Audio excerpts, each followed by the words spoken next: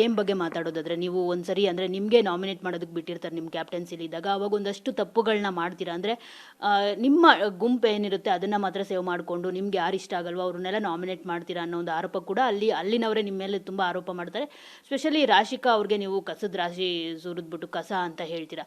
So ಅದು ಕೆಲವ್ರಿಗೆ ಇಷ್ಟ ಆಗಲಿಲ್ಲ. ಅಂದರೆ ಮಾಳುವಣ್ಣ ಈ ಥರ ಹೇಳಿದ್ದು ಸರಿಯಲ್ಲ, ಎಲ್ಲೋ ಒಂದು ಕಡೆ ಕುತ್ಕೊಳ್ಳೋದಕ್ಕೆ ಈ ಥರ ನನ್ನ ಮೇಲೆ ಆರೋಪ ಮಾಡಿದ್ದು ಸರಿಯಲ್ಲ ಅಂತ ಹೇಳ್ಬಿಟ್ಟು ರಾಶಿಕಾ ಕೂಡ ಜಗಳ ಮಾಡ್ತಾರೆ. ಸೊ ಏನು ಹೇಳ್ತೀರಿ? ಇವತ್ತು ರಾಶಿಕಾ ಮನೆಯಲ್ಲೇ ಇದ್ದಾರೆ.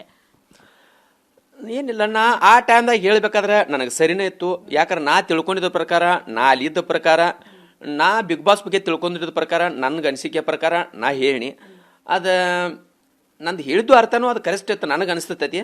ಆದ್ರೆ ಅವ್ರಿಗೆ ಏನು ತಪ್ಪು ಅನಿಸ್ತು ನನಗೆ ಗೊತ್ತಿಲ್ಲ.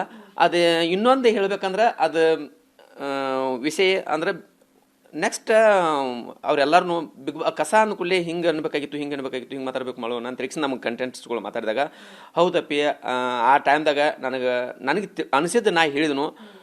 ನನಗೆ ಆ ಟೈಮ್ದಾಗ ನನಗೆ ಹಿಂಗೆ ಇಟ್ಟು ನಿಮ್ಮಟ್ಟು ವಿಚಾರ ಮಾಡುವಟ್ಟು ನಾ ಅಲ್ಲಿ ಬುದ್ಧು ಅಂತ ಇದ್ರಿಕಿಲ್ಲ, ನಾ ಬಿಗ್ ಬಾಸ್ ನೋಡ್ಕೊಂಡು ಬಂದಿರಿಕಿಲ್ಲ. ನಾ ಹೇಳಕ್ಕೆ ಇಷ್ಟಪಡ್ತೇನೆ. ನಾ ಹೇಳಿದ್ದಂತೆ ಕರೆಕ್ಟ್ ಐತಿ, ಅವಳು ನಾ ಹೇಳಿದ್ದು ಕರೆಕ್ಟ್ ಐತಿ, ಅವಳು ವಾದ ಮಾಡಿದ್ದು ಕರೆಕ್ಟ್ ಐತಿ, ಅದಕ್ಕೆ ನಾ ತಪ್ಪಣಂಗಿಲ್ಲ. ಯಾಕಂದ್ರೆ ನಾ ನೆಕ್ಸ್ಟ್ ಡೇ ಬಂದಾನೆ ಕ್ಲಾರಿಟಿ ಕೊಡಿದ್ನು, ಎರಡನೇ ದಿನ ಬಂದು ಕ್ಲಾರಿಟಿ ಕೊಡಿದ್ನು. ರಾಶಿಕಾ ನನ್ನ ಅನಿಸಿಕೆ ಪ್ರಕಾರ ಯಾಕಂದ್ರೆ ನೀವು ಕುಂತ್ಕೋದ ಒಬ್ಬರ ಜೋಡಿನ ಕುಂಡುದ, ಅಲ್ಲಿ ಹೋಗಿ ಕುಂಡುದ, ಇಲ್ಲಿ ಕುಂಡುದ, ನೀ ಟೈಮ್ ಸ್ಪೆಂಡ್ ಮಾಡ್ತಿದ್ದಿ. ನನ್ನ ಅನಿಸಿಕೆ ಪ್ರಕಾರ ಹಿಂಗೆ ಕುಂಡುದಲ್ಲ ಬಿಗ್ ಬಾಸ್, ಎಲ್ಲರ ಜೋಡಿಯಾಗಿ ನಾವು ನಲಿಕೋಂತ ಮಾತಾಡ್ಕೊಂತ ಆಕ್ಟಿವ್ ಆಗಿರ್ಬೇಕು. ಮತ್ತು ನೀ ಈ ರೀತಿ ಕೊಟ್ಟಂದ್ರೆ ನೀನು ಬಿಗ್ ಬಾಸ್ ಮನೆ ಕಸ, ನನ್ನ ಅನಿಸಿಕೆ ಪ್ರಕಾರ ನೀನು ಬಿಗ್ ಬಾಸ್ ಮನೆ ಕಸ ಮೂಲೆ ಇರೋ ಜಾಗಕ್ಕೆ ಅಲ್ಲಿ ಹೋಗಿ ಕುಂಡಾತೀನಿ. ಆ ಜಾಗ ನೀ ಬಿಟ್ಟು ಕೇಸಿಂದ ಎಲ್ಲರ ಜೋಡಿ ಬೇರೆ, ಎಲ್ಲರ ಜೋಡಿ ಕೂಡು, ಎಲ್ಲರ ಜೋಡಿ ಮಾತಾಡಿ ಅಂತೇಳಿ ಕೇಸಿಂದ ನನ್ನ ಅನಿಸಿಕೆ ಪ್ರಕಾರ ಕೊಟ್ಟಿನಿ. ಅದು ಹಿಂಗೆ ಅಂತೇಳಿ ಕೇಸಿಂದ ನಾ ಸುದೀಪ್ ಸರ್ ಬಂದಾಗ ವೀಕೆಂಡ್ದೊಳಗೆ ಕ್ಲಾರಿಟಿ ಸಿಕ್ತು. ನಾ ಅಲ್ಲಿ ಸರ್ ನನ್ನಿಂದ ಏನೋ ಆದರೂ ತಪ್ಪಾಗಿದ್ರೆ ಕ್ಷಮೆ ಅಂತೂ ಅಲ್ಲಿ ಕೇಳ್ರಿ ಇಷ್ಟ. ಇನ್ನು ಕಾವ್ಯ ಮತ್ತು ಗಿಲ್ಲಿ ಬಗ್ಗೆ ಮಾತನಾಡೋದಾದ್ರೆ ಯಾರಿಂದ ಪ್ಲಸ್ ಆಗ್ತಾ ಇದೆ? ಈಗ ತುಂಬ ಜನ ಹೇಳ್ತಿದ್ದಾರೆ ಗಿಲ್ಲಿಯಿಂದ ಕಾವ್ಯಗೆ ತುಂಬ ಪ್ಲಸ್ ಆಗ್ತಿದೆ ಅಂತ ಹೇಳ್ಬಿಟ್ಟು. ಅವ್ರ ಫ್ಯಾಮಿಲಿಯವರು ಬಂದಾಗ ಕೂಡ ಅದನ್ನೇ ಮಾತನಾಡ್ತಿರ್ತಾರೆ, ನೀನು ಗಿಲ್ಲಿಗೆ ನಾಮಿನೇಟ್ ಮಾಡಬೇಡ, ಗಿಲ್ಲಿ ಜೊತೆ ತುಂಬ ಚೆನ್ನಾಗಿರು ಅಂತ ಹೇಳ್ಬಿಟ್ಟು. ಸೊ ಹಾಗಾಗಿ ನಾಮಿನೇಷನ್ ಬಗ್ಗೆ ಕೂಡ ಅಲ್ಲಿ ಚರ್ಚೆ ಆಗುತ್ತೆ. ನಿಮಗೆ ಗೊತ್ತಿಲ್ಲ ಅದು ಏನು ಚರ್ಚೆ ಆಗುತ್ತೆ ಅಂತ. ಅದಕ್ಕೆ ಬಿಗ್ ಬಾಸ್ ಅವರು ಅವ್ರನ್ನ ಮನೆಗೆ ವಾಪಸ್ ಅಲ್ಲಿಂದ ಕಳಿಸ್ಕೊಟ್ಬಿಡ್ತಾರೆ. ಸೊ ಇದನ್ನು ಮಾತಾಡೋಂಗಿಲ್ಲ ಅಂತ ಹೇಳ್ಬಿಟ್ಟು ಹೇಳಿರ್ತಾರೆ. ಇನ್ನು ನಿಮ್ಮ ಫ್ಯಾಮಿಲಿನೂ ಬಂದಿರ್ತಾರೆ, ನಿಮ್ಮ ಫ್ಯಾಮಿಲಿನೂ ಆ ಥರದ್ದೆಲ್ಲ ಏನೂ ಮಾತಾಡೋದಿಲ್ಲ. ಸೊ ಇದ್ರ ಬಗ್ಗೆ ಏನು ಹೇಳ್ತೀರಿ? ಗಿಲ್ಲಿಗೆ ಕಾವ್ಯ ಪ್ಲಸ್ಸು, ಕಾವ್ಯ ಗಿಲ್ಲಿ ಪ್ಲಸ್ಸು ಅದು ನನಗಂತಿ ಏನೂ ಗೊತ್ತಿಲ್ಲ. ಅದ್ರ ಬಗ್ಗೆ ನಾನು ಮಾತಾಡೋಕೆ ಹೋಗೋದಿಲ್ಲ. ಯಾಕಂದ್ರೆ ಗಿಲ್ಲಿಗೆ ಕಾವ್ಯ ಬೇಕಾಗಿದೆ, ಕಾವ್ಯ ಗಿಲ್ಲಿ ಬೇಕಾಗಿದ್ರು, ಇಷ್ಟ ನನಗೆ ಗೊತ್ತಾ. ಯಾಕಂದ್ರೆ ಯಾರು ಪ್ಲಸ್ ಅನ್ನೋದ ನನಗೆ ಗೊತ್ತಿಲ್ಲ. ಅದಂತೆ ಈಗ ಜನ ಒಂದು ನೋಡ್ತಂದ್ರೆ ಕಮೆಂಟ್ಸ್ ಆಯಿತು, ಒಂದು ಫ್ಯಾನ್ಸ್ ಪೇಜ್ ಆಯಿತು, ಅಭಿಮಾನಿಗಳು ನೋಡ್ತಾನಂದ್ರೆ ನನಗೆ ಯಾರಿಂದ ಯಾರಿಗೇನು ಪ್ಲಸ್ ಇಲ್ಲ. ನನಗೆ ಗಿಲ್ಲಿಯಿಂದ ಒಂದು ಹೇಳ್ತಾನಂದ್ರೆ ಗಿಲ್ಲಿ ನಾನು ನಿನ್ನೆ ಸೋಷಿಯಲ್ ಮೀಡಿಯಾ ನೋಡ್ಬೇಕಾದ್ರೆ, ಒಂದು ಇನ್ಸ್ಟಾ ಪೇಜ್ ನೋಡ್ಬೇಕಾದ್ರೆ ಗಿಲ್ಲಿದು ಒಂದು ಸ್ವಲ್ಪ ನನಗೆ ಐತಿ ಅನಿಸ್ತೈತಿ. ಯಾಕಂದ್ರೆ ಅವನಿಂದನ ಸ್ವಲ್ಪ ಕಾವ್ಯ ಪ್ಲಸ್ ನಾನು ಅನ್ಕೋತೀನಿ ಇಷ್ಟ.